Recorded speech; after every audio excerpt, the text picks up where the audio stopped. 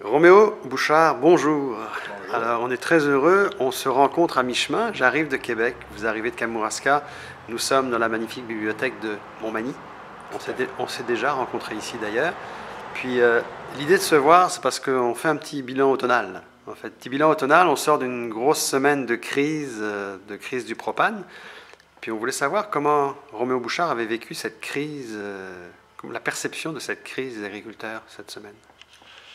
Ben, c'est un fait que les producteurs de céréales sont au cœur de l'actualité agricole et politique depuis quelques mois. D'abord, ça a commencé avec la question des pesticides qui s'est prolongée dans la commission sur les pesticides. Là, on s'est rendu compte que la production céréalière était peut-être celle qui utilisait le plus de pesticides, celle qui dégradait le plus les sols, etc.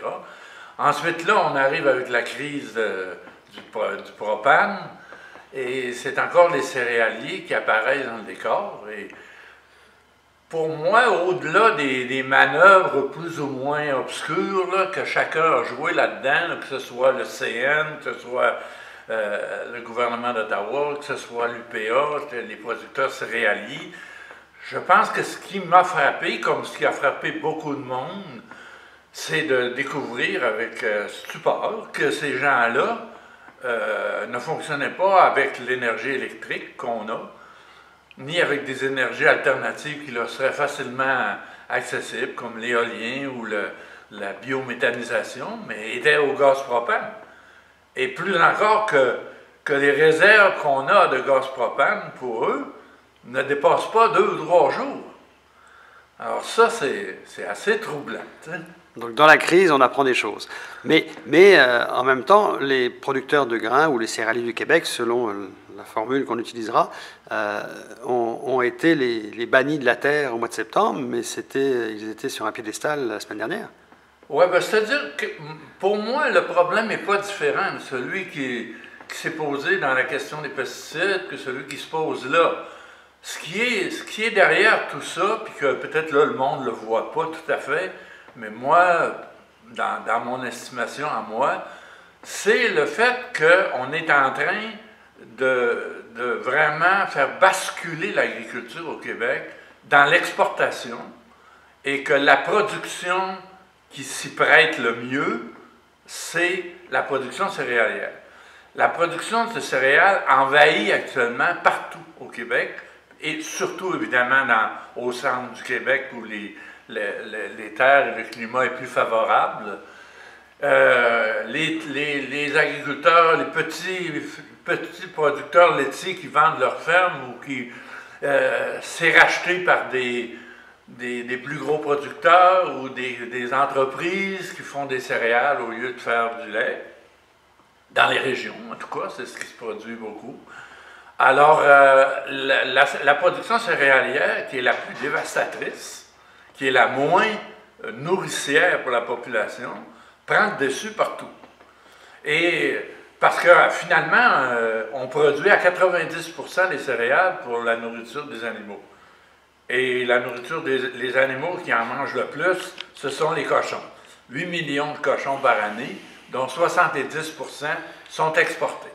Mais ça fait partie de l'économie actuelle du Québec. C'est ce qui fait vivre, en partie l'agriculture du Québec. Ceux qui profitent de ce mode d'agriculture-là, d'exportation, c'est une poignée de grands intégrateurs, transformateurs qui exportent. Ça fait rouler l'agriculture, oui et non. En région, ça ne la fait pas rouler. Les revenus des agriculteurs diminuent. C'est officiel, là, les chiffres de cette année. Le nombre de fermes diminue, particulièrement en région. L'autosuffisance alimentaire du Québec diminue. Alors, qui est gagnant dans cette politique-là, à outrance d'exportation, qu'on veut doubler même encore d'après la politique bioalimentaire? Ce n'est pas la population, ce n'est pas les producteurs, c'est une poignée de gens, c'est le PIB, comme on dit. Tu sais. Mais l'autre pendant de l'agriculture, en fait, il se traduit par des efforts qui sont faits depuis quelques années par Jean-Martin Fortier. Il se traduit également par ce que Dominique Lamontagne défend encore dans son 2e livre sur l'élevage fermier. Est-ce que cette autre vision de l'agriculture a une place, comme le ministre Lamontagne semble le dire régulièrement? Ouais, je vais y venir, mais j'ajouterais, avant de passer là, j'ajouterais qu'il y a quand même les producteurs qui sont encore sous gestion de l'offre, qui, eux, produisent pour nourrir le Québec. Les producteurs de lait, les producteurs de volaille, c'est un marché fermé, intérieur. Donc, ce sont les seuls, pratiquement actuellement, le seul bloc solide qui est encore au service de l'alimentation des Québécois. Parce que les productions de maraîchères, de fruits, d'autres petites productions animales sont encore très marginales. Maintenant, il se développe effectivement l'agriculture de proximité, la nouvelle paysannerie, comme moi j'appelle, que le ministre Lamontagne se plaît à louanger, à mettre en avant. Plutôt deux fois qu'une d'ailleurs, puisqu'il avait eu le fameux discours sur l'Étoile du Nord du rapport Pronovo l'an passé. C'est ça. Donc, et la semaine dernière, Dominique Lamontagne, le phare de l'agriculture. Oui, ben c'est sûr. Moi, je suis bien content que Dominique Lamontagne et Jean-Martin Fortier fassent mettre au monde des modèles alternatifs à l'agriculture industrielle, surtout à l'agriculture d'exportation. Quoique ça demeure encore très marginal, on se gargarise beaucoup là, de l'agriculture de proximité, d'achat local, mais qu'est-ce que nos politiques et où va l'argent actuellement public pour les productions céréalières, justement? Le porc est subventionné par l'ASRA directement les éleveurs de porc, les intégrateurs, et une deuxième fois par les producteurs de maïs et de soya. T'sais. Donc c'est là qu'en va l'argent. Et c'est un peu ça qui m'énerve. Craignez-vous que le discours ne se traduise jamais en action? Oui, tout à fait. C'est ce qui m'énerve actuellement, c'est ce qui me choque même. C'est que c'est beau louanger ça, louanger ceux qui font ces initiatives-là, mais de la part du ministre Lamontagne, ça commence à être un petit peu gênant. Parce que le principal concerné, si on veut changer les conditions défavorables à cette nouvelle paysannerie-là, les lois agricoles qui actuellement bloquent les hors-quotas, bloquent l'accès aux terres, bloquent un peu partout les normes sanitaires, l'abattage à la ferme, tout ça, bien, il y en a un qui a le pouvoir de le faire, c'est le ministre. Et moi, j'ai hâte que le ministre fasse sa job. C'est-à-dire qu'au lieu de dire vous êtes extraordinaire, M. Lamontagne, M. Fortier, vous faites des choses extraordinaires, bien, j'aimerais que lui fasse sa job. Parce qu'actuellement, c'est à lui de changer les lois. Est-ce qu'il est possible que le ministre Lamontagne soit plus stratégique, mettons, qu'un ancien ministre qui a déjà été plus radical dans son changement de cap, mais qui n'a pas duré?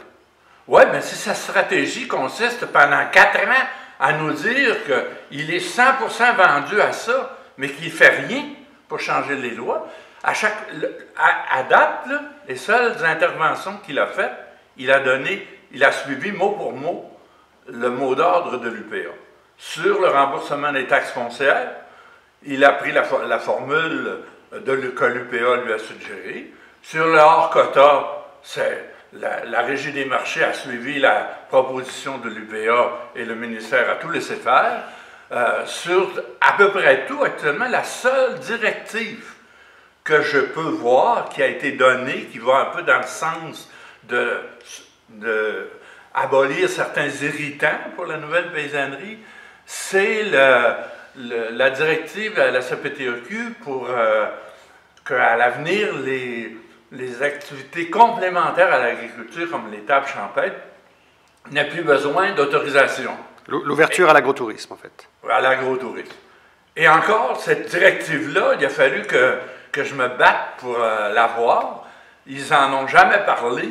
J'ai rencontré plusieurs paysans qui n'ont pas pu faire de table champêtre encore l'été dernier parce qu'ils n'étaient même pas au courant que cette directive-là avait été donnée.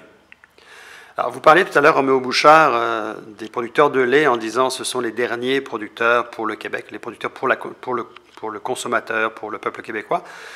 Il reste que ces derniers temps, il y a beaucoup de rumeurs, plus que des rumeurs, des sources qui reviennent à nous en nous disant, ben oui, mais les producteurs de lait vont peut-être vivre quelque chose de difficile dans les prochaines années, parce qu'au-delà des producteurs de lait qui se sont beaucoup manifestés dans les médias pour parler de leurs problématiques, quand il y a eu l'histoire du lait diafiltré, il semblerait qu'actuellement ce sont les transformateurs laitiers qui, eux, vivent difficilement l'arrivée, le dumping des fromages et des produits laitiers de l'Europe, qui vivent mal l'entente signée avec le CETA, dont la démonstration est faite que c'est l'Europe qui est pas mal plus gagnante actuellement que le Québec.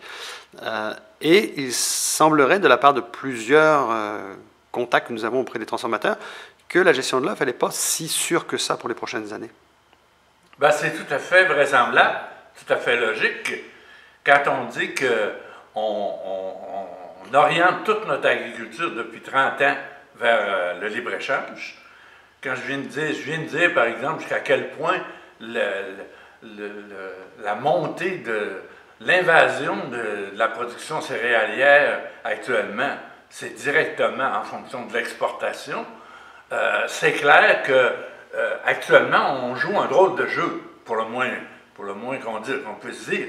C'est que d'un côté, on met toute la politique agricole en marche pour favoriser le libre-échange, et d'un autre côté, on dit défendre la gestion de l'offre, qui est complètement contraire au libre-échange.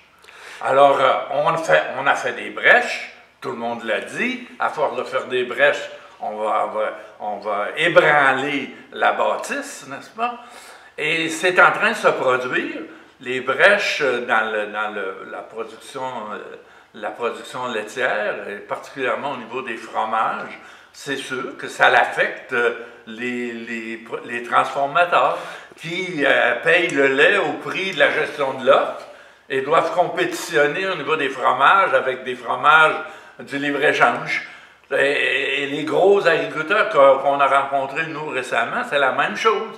Ils doivent payer les quotas, tout le coût de la gestion de l'offre, puis en même temps, ils doivent grossir, s'endetter, se mettre en état de pouvoir compétitionner parce que le libre-échange fait en sorte que les prix, leur marge de profit est continuellement en train de se restreindre. Alors, il y a quelque chose qui va étouffer quelque part, ça c'est certain. Et j'ajouterais en plus que le mouvement coopératif, visiblement, est en train de saboter le libre-échange. Déjà, dans la question du lait diafiltré, il y avait eu des choses pas très catholiques. Et quand on a vu AgroPure se lancer dans l'achat d'usines laitières aux États-Unis, c'était quand même assez clair que c'était aussi pour leur fournir certaines choses par échange.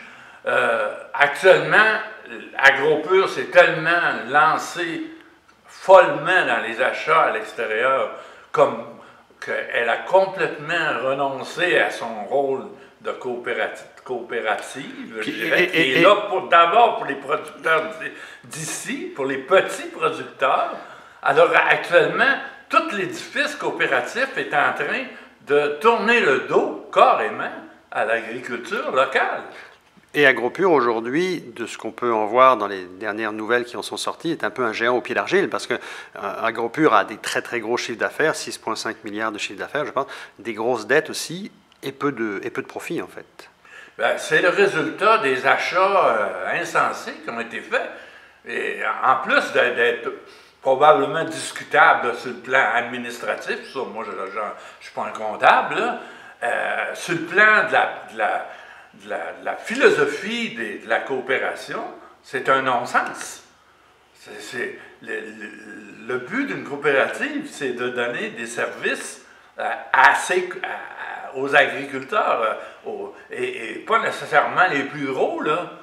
Alors là, c'est devenu une vache à lait pour un groupe de membres qui jouent aux actionnaires avec AgroPure, puis ils jouent aux petits écrasés par les ententes de libre-échange qui font des brèches dans l'argent. On est dans la contradiction, l'incohérence totale d'un bout à l'autre dans la réalité agricole actuellement.